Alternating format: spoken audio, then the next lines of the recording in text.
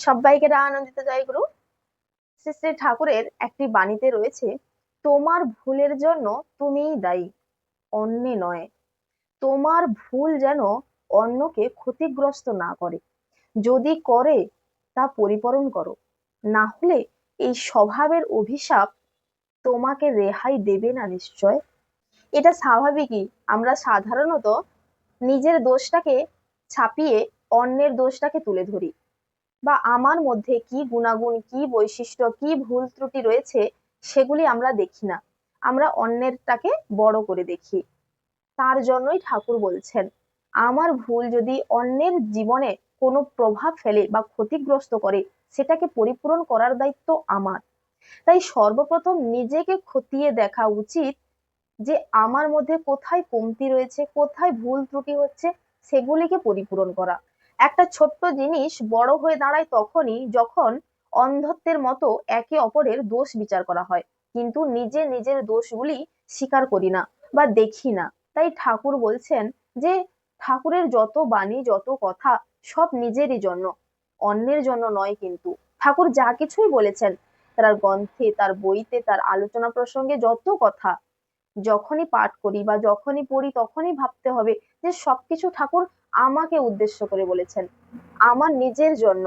আমি যাজন করছি সেটা আমার নিজের জন্য, আমি বাণী পাঠ করছি আমার নিজের জন্য। ঠাকুর যা কিছু বলেছেন সেটি আমারই জন্য, আমাকে পরিবর্তন করার জন্য, আমাকে শিক্ষা দেওয়ার জন্য।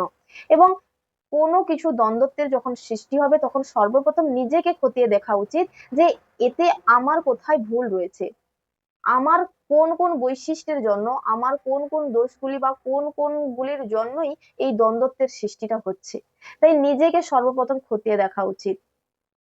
সাধারণ ভাষায় যদি আমি অন্যের দিকে আঙ্গুল তুলি, চারটা আঙ্গুল কিন্তু নিজের দিকে থাকে। আমি অন্যের দিকে একটা আঙ্গুল তুললাম, কিন্তু চারটা আমার দিকে। তাই এক হাতে তালি কখনোই বাজে না, দুই হাত প্রয়োজন। তাই দ্বন্দ্বের যখন সৃষ্টি হয় তখন আমি যেমন থাকি, আমার সামনের মানুষ, দুজনের উভয়ের পক্ষেই কিন্তু, উভয়ের জন্যই কিন্তু এই দ্বন্দ্বের সৃষ্টি হয়। তাই উভয়ের যদি দোষগুলি, গুণাগুণগুলি বিচার করতে শিখে যাই, সেগুলি যদি আমরা পরিপূরণ করে নিই, সেগুলি যদি শুধরে নিই, তাহলে মনে হয় এই দ্বন্দ্বের আর সৃষ্টি হবে না। প্রতিটা মানুষ নিজেকে নিজেই পরিবর্তন করতে পারবে। ঠাকুর তার জন্যই এই বাণীগুলি আমাদের মাধ্যমে দিয়ে গেছেন। এই অন্যের দোষ দেখা, এটি স্বভাবগত একটা অভ্যাস, এটিকে পরিবর্তন করতে ঠাকুর বলছেন এই অভিশাপ আমাকেও রেহাই দেবে না। তার জন্যই যে আগে নিজেকে পরিবর্তন করা উচিত, তারপরেই অন্যকে। এই স্বভাবগত অভ্যাসটা যে আমাদের তৈরি হয়ে যাচ্ছে, এটিকে ছাড়ানোর জন্যই ঠাকুরের প্রতিনিয়ত বাণী পাঠ, ঠাকুরের প্রতিনিয়ত আলোচনা প্রসঙ্গ, গ্রন্থ, কিছু না কিছু পড়া দরকার। না হলে আমরা ভুলে যাই। যেমন আমরা পড়াশুনো করে করে করে করে এত বড় হয়েছি, কিন্তু ছোটবেলাকার ছোট্ট ছোট্ট জিনিসগুলো কিন্তু আমাদের এখন কিন্তু মনে নেই।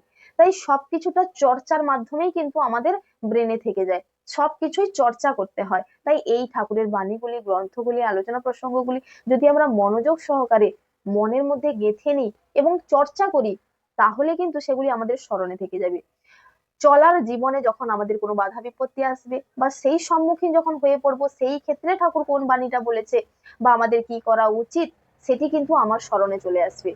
সেই মুহূর্তের জন্য আমরা সেইখান থেকে কাটিয়ে এবং উদ্ধার হয়ে আমরা বেরিয়ে আসতে পারবো। তার জন্যই ঠাকুরের বাণীগুলি অতি অবশ্যই প্রতিটা মানুষের পড়া প্রয়োজন।